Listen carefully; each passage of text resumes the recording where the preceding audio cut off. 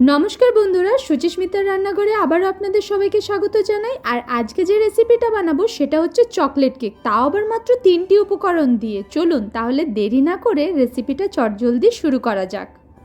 এখানে আমি ফার্স্টে অরিও বিস্কিট নিয়ে নিয়েছি 4 প্যাকেট, আর যদি পিস হিসাবে দেখতে যান তাহলে 45টা বিস্কিট আছে। এরপর সব অরিও বিস্কুট থেকে ক্রিমটাকে আমি আলাদা করে নেব। আপনারা অরিও বিস্কুটের পরিবর্তে যে কোনো চকলেট ক্রিম বিস্কুট নিতে পারেন।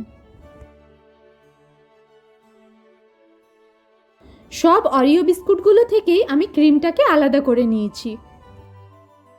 এবার এখানে আমি 200 গ্রাম ডার্ক চকলেট নিয়ে নিয়েছি। এবার চকলেটটাকে একটু দুধ দিয়ে ডাবল বয়লার প্রসেস, বা যদি আপনাদের কাছে মাইক্রোওভেন থাকে তাহলে মাইক্রোওভেনে চকলেটটাকে মেল্ট করে নেবেন।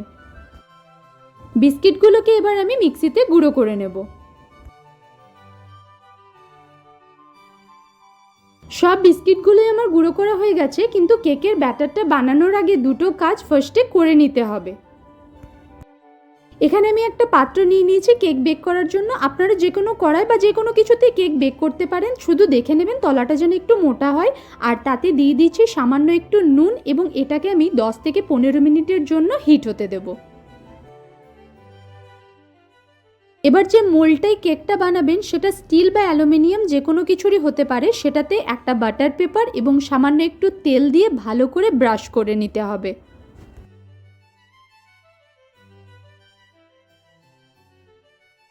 এবারে গুঁড়ো বিস্কিটগুলোর মধ্যে দিয়ে দিচ্ছি 2 টেবিল চামচ গুঁড়ো চিনি। আপনারা মিষ্টিটা কিন্তু নিজেদের পছন্দ অনুযায়ীও দিতে পারেন। এবার চিনিটাকে বিস্কিটের সঙ্গে ভালো করে মিশিয়ে নেব।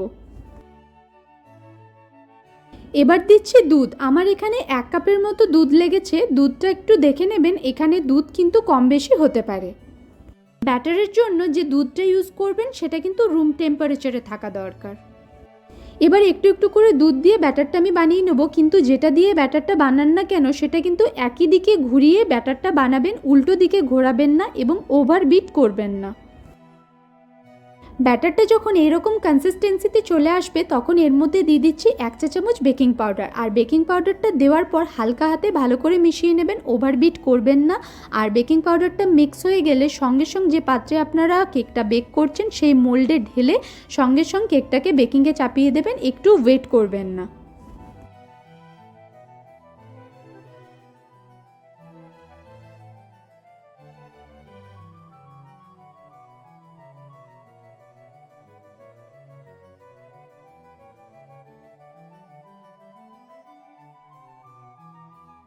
এবার এটার মধ্যে একটা স্ট্যান্ড রেখে কেকের মোল্ডটাকে বসিয়ে দিচ্ছি 30 মিনিটসের জন্য। টাইম একটু আগে পরে হতে পারে, কিন্তু 20 থেকে 25 মিনিটসের আগে ঢাকনা খুলবেন না, তাতে কেকটা কিন্তু ফ্ল্যাট হয়ে যাবে।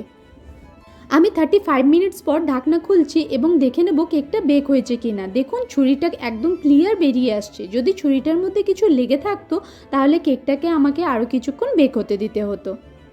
এবার কেকটাকে নামিয়ে কিছুক্ষণ আমি কাপড় ঢাকা দিয়ে ঠান্ডা হতে দেব, তারপর কেকটাকে আমি ডিমোল্ড করব।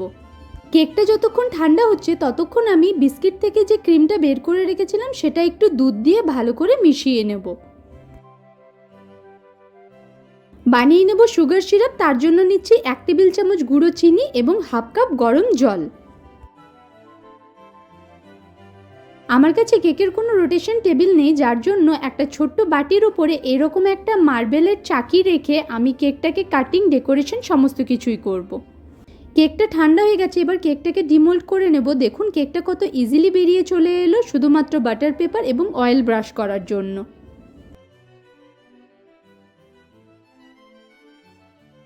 দেখুন কেকটা ঠিক কতটা সফট হয়েছে। এবার কেকের উপর দিকটা ছুরি দিয়ে কেটে ফ্ল্যাট করে নেব।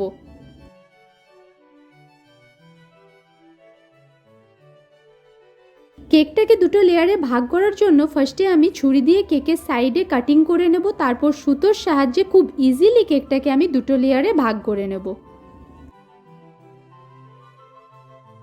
কেকটাও আমার কাটিং করা হয়ে গেছে এবং সুগার সিরাপটাও ঠান্ডা হয়ে গেছে। এবার নিচের লেয়ারে একটু একটু করে সুগার সিরাপটাকে আমি দিয়ে দেব। এবার দিয়ে দিচ্ছি বিস্কিটের সেই ক্রিমটা যেটা দুধ দিয়ে ভালো করে মিশিয়ে রেখেছিলাম। এবার ক্রিমটাকে কেকের উপরে কোনো ফ্ল্যাট কোনো কিছুর সাহায্যে ভালো করে স্প্রেড করে দিতে হবে।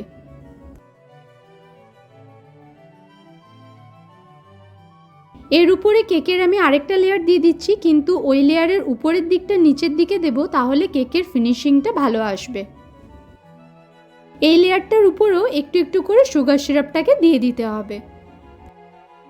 এবার যে ডার্ক চকলেটটা আমি মেল্ট করে রেখেছিলাম সেটা কেকের মধ্যে একটু একটু করে ঢেলে কেকের মধ্যে ভালো করে লাগিয়ে দিতে হবে।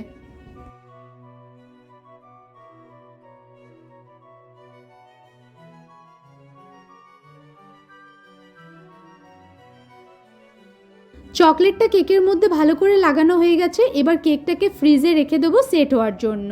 এবার কিছু রোজ বানিয়ে নেবো। আর এই রোজগুলো কি দিয়ে বানাচ্ছি জানেন তো? কেকের যে উপরের দিকটা আমি কেটে রেখেছিলাম সেটা আমি ফেলে দিইনি, সেটা চকলেটের সঙ্গে ভালো করে মিশিয়ে একটা ডো বানিয়ে নিয়েছি, আর সেটা থেকে এই রোজগুলোকে বানিয়ে নিচ্ছি।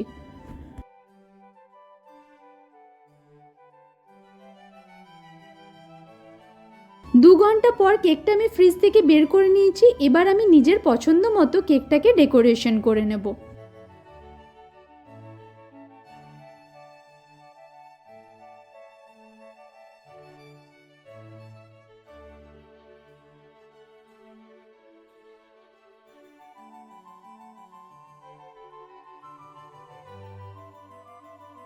এবার কেকটা আমি কেটে নিচ্ছি। দেখতেই পাচ্ছেন কেকটা ঠিক কতটা সফট হয়েছে এবং কত ইজিলি কেকটা তৈরি হয়ে গেল।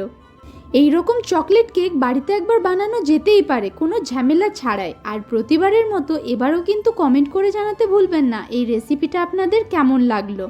এই রকম নতুন নতুন রেসিপি যদি আরও পেতে চান আর আমার চ্যানেলটাকে যদি সাবস্ক্রাইব না করে থাকেন, তাহলে আমার চ্যানেলটাকে সাবস্ক্রাইব করে দেওয়ার অনুরোধ রইল। আজকের মতো এতটুকুই। দেখা হচ্ছে অন্য কোনো দিন অন্য কোনো রেসিপি নিয়ে।